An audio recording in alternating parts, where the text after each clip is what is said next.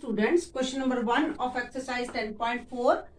Dear students, read the statement of the question from the book ताकि आपको question और भी ज्यादा क्लियर हो जाए. तो क्वेश्चन की स्टेटमेंट है, if the to circle of radii 5 centimetre 3 centimetre intersect at 2 points and the distance between their center is 4 centimeter, find the length of the common chord. तो क्वेश्चन को करने से पहले हम कॉर्ड की डेफिनेशन समझ लेते हैं. ये है सर्कल. सर्कल की कॉर्ड होती है a line segment which touch the circle eight two distinct point. दो अलग अलग पॉइंट पर जो टच करता है उसे हम कहते हैं कॉर्ड. कॉर्ड ये ए बी है. तो कॉमन कॉर्ड अब हमने देखनी है दो सर्कल जो दो पॉइंट पर इंटरसेक्ट कर रहे हैं. One circle of radius 5 centimetre, दूसरा सर्कल जिसकी रेडियस है 3 सेंटीमीटर. दोनों सर्कल ए और बी पॉइंट पर इंटरसेक्ट करते हैं. इनकी कॉमन कॉर्ड है ए बी. इस कॉमन कॉर्ड को हमें फाइंड करना है. तो बड़े सर्कल का सेंटर हम ओ कर लेते हैं, छोटे सर्कल के सेंटर को ओ डैश कर लेते हैं. और हमें क्वेश्चन में कहा है कि ओ और ओ डैश की डिस्टेंस जो है वो 4 सेंटीमीटर हमें दी है. ये क्वेश्चन की स्टेटमेंट में है. अब हमें कॉमन कॉर्ड फाइंड आउट करनी है. एंड एक सर्कल की रेडियस 5 सेंटीमीटर है, मींस कि हमें ओ भी 5 सेंटीमीटर दिया है और ओ डैश ए जो है वो 3 सेंटीमीटर है. ओ डैश हमें 4 सेंटीमीटर है. इस पॉइंट को हम पॉइंट एम मार्क करेंगे और सपोज कर लेते हैं कि अगर इतना एक्स है और ये पूरा का पूरा 4 था, तो यहां से लेकर यहां तक की डिस्टेंस हुई. इस एम पॉइंट को यहां लिख लिया और एम ओ डैश जो वैल्यू है वो 4 माइनस एक्स है. अब हम इसे सॉल्व करेंगे स्टेप बाय स्टेप. सबसे पहले हम राइट एंगल ट्राइंगल लेंगे ए एम ओ.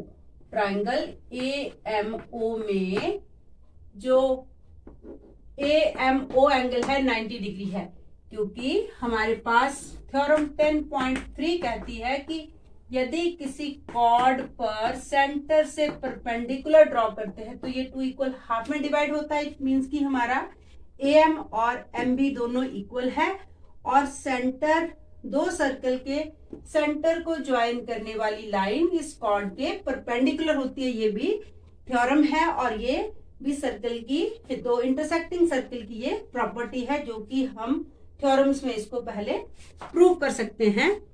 सो इन सभी प्रॉपर्टी को यूज करते हुए ए एम ओ हमारी राइट एंगल ट्राइंगल हुई. अगर O M O right angle triangle है, राइट एंगल्ड ट्राइंगल है, देन ओ ए हाइपोटेन्यूज है.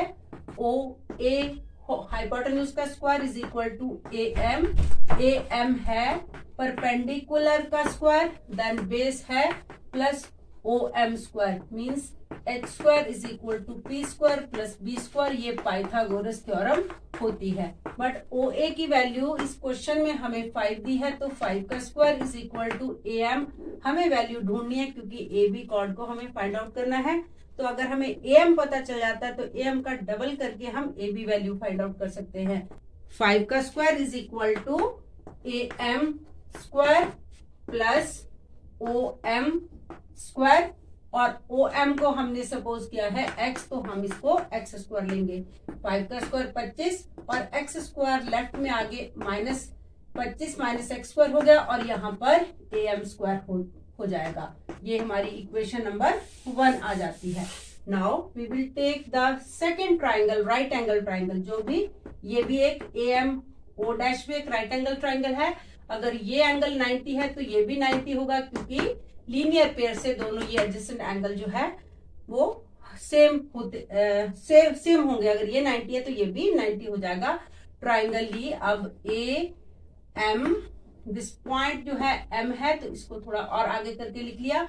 ए M O dash is equal to, इस राइट एंगल ट्राइंगल के अंदर ओ डैश ए हाइपोटेन्यूज है is equal to hypotenuse square is equal to A M square plus base जो है M O dash और ओ dash ए की value हमें 3 दिया, क्योंकि ये छोटे सर्कल का रेडियस है और ए एम की वैल्यू हम यहाँ पर पुट अप करेंगे। ए एम की वैल्यू हमारे पास ये जो आई है 25 माइनस एक्स स्क्वायर, और एम ओ डैश का स्क्वायर है क्योंकि ये बेस है, और इसकी वैल्यू को सपोज किया है, अगर ये पूरा 4 था, इतना x है, तो ये 4 माइनस एक्स हो जाएगा, तो ये 4 माइनस एक्स का स्क्वायर हो गया।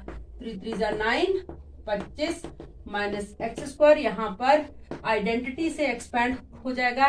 a minus B whole square हो तो फर्स्ट टर्म का स्क्वायर, देन सेकेंड टर्म का स्क्वायर, माइनस 2 फर्स्ट टर्म जो 4 है, सेकेंड टर्म जो x है। नाउ एक्स स्क्वायर से एक्स स्क्वायर कैंसिल हो गया, यहाँ 9 आ गया, ये 25 हुआ, 4 का स्क्वायर 16 हो जाएगा, 4 2 8x हो जाता है। इस 8x को जब हम लेफ्ट में शिफ्ट करेंगे तो ये प्लस 8x हो जाएगा। 25 प्लस 16 41 होता है। 9 को 41 से माइनस करो तो आता है 32, और x की वैल्यू सॉल्व करके हमारे पास आ जाती है 4।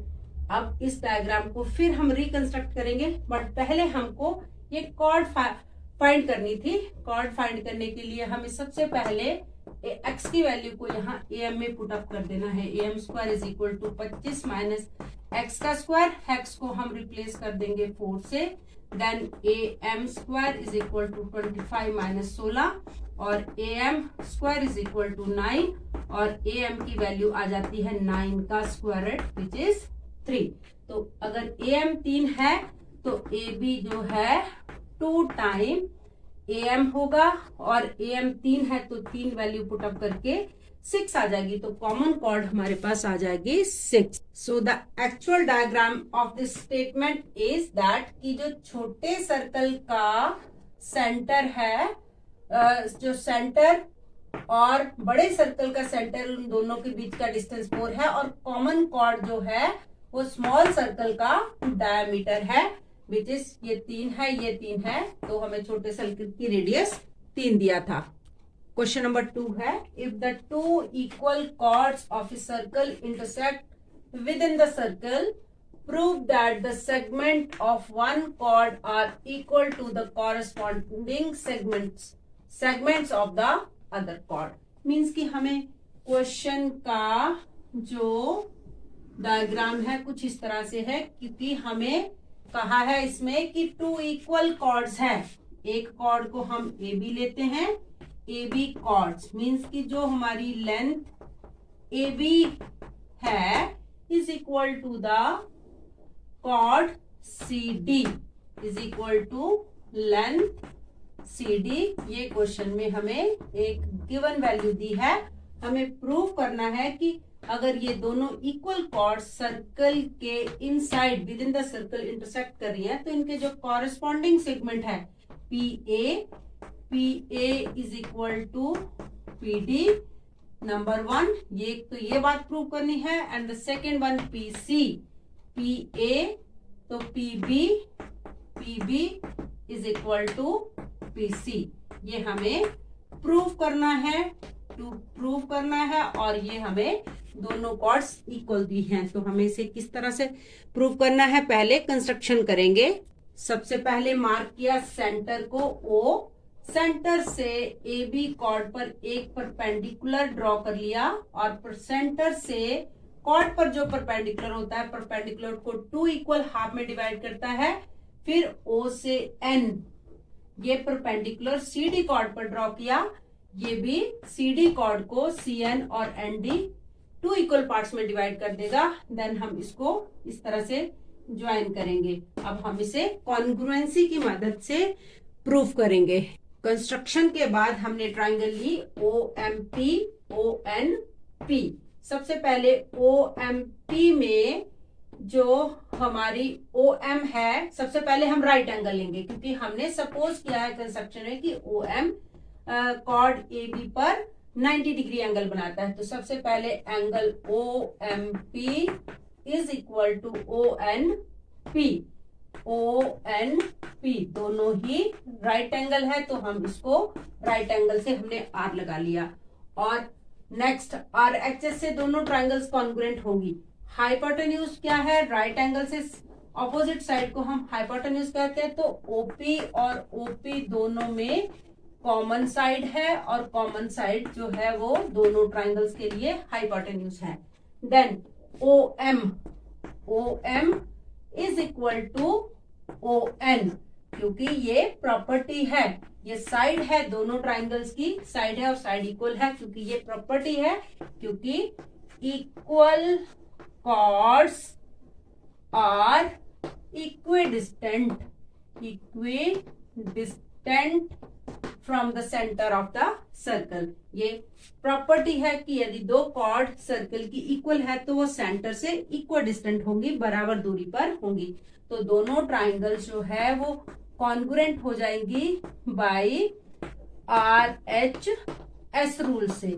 अगर HS रूल से दोनों RHS रूल से दोनों ट्राइंगल्स कॉन्ग्रुएंट है, जब दो ट्राइंगल्स कॉन्ग्रुएंट हो जाती हैं तो उनके कॉरेस्पॉन्डिंग पार्ट, दिस टाइम हमें कॉरेस्पॉन्डिंग पार्ट एक PM चाहिए था और एक PN चाहिए था, तो PM is equal to PN दोनों इक्वल है बाय CPCT। अगर हम इसको फुल फॉर्म में लिखेंगे तो corresponding parts of congruent triangles are equal, otherwise हम इसको CPCT लिखते हैं शॉर्ट में। तो अब हमें प्रूफ इसमें क्या करना था कि PB is equal to PC, as we know that AB और CD हमें दो इक्वल कॉर्ड्स सर्कल की दी हैं, वो हमारी स्टेटमेंट में दिया था। बट हमें एक और थ्योरम याद रखनी है कि यदि किसी सर्कल की कॉर्ड पर सेंटर से परपेंडिकुलर ड्रॉ करते हैं तो वो कॉर्ड को दो इक्वल हाफ में डिवाइड करता, means AM is equal to MB हो जाएगा। यहाँ पर हम AB का हाफ करेंगे क्योंकि सेंटर से परपेंडिकुलर इसको दो इक्वल हाफ में डिवाइड कर रहा है, हाफ ऑफ AB ले लिया। सेम वे ONCD कॉर्ड पर परपेंडिकुलर तो हाफ ऑफ CD कर लेंगे। नाउ हाफ ऑफ AB को लेंगे हम MB और हाफ ऑफ CD को लेंगे हम CN, ये दोनों इक्वल हो गए। इसको इक्वेशन को 1 कर लेते हैं और एक यहां से हमारे पास PM is equal to PN आ चुका है पहले प्रूफ करके। अगर हम इन दोनों को ऐड करते हैं, PM प्लस MB करते हैं और PN प्लस CN करते हैं, तो PM प्लस MB दोनों को ऐड करके हमारे पास आ जाएगा PB और PN और NC को ऐड करके आ जाता है PC। तो एक पार्ट हमारा यहाँ पर प्रूव हो गया, PB is equal to PC। Now अब हम सेकेंड पार्ट को भी इस तरह से प्रूव कर लेंगे। AB is equal to AC we have given in the question. AB में से अगर हम PB को माइनस करते हैं, AB से अगर हम PB को माइनस करते हैं तो PA बचता है, और AC में से अगर हम PC को माइनस करते हैं, AC में से PC डायरेक्ट माइनस कर देते हैं तो हमारे पास इधर आ जाएगा PA और यहाँ पर आ जाएगा इधर से PD। तो दोनों पार्ट सक्सेसफुली हमारे प्रूफ हो चुके हैं।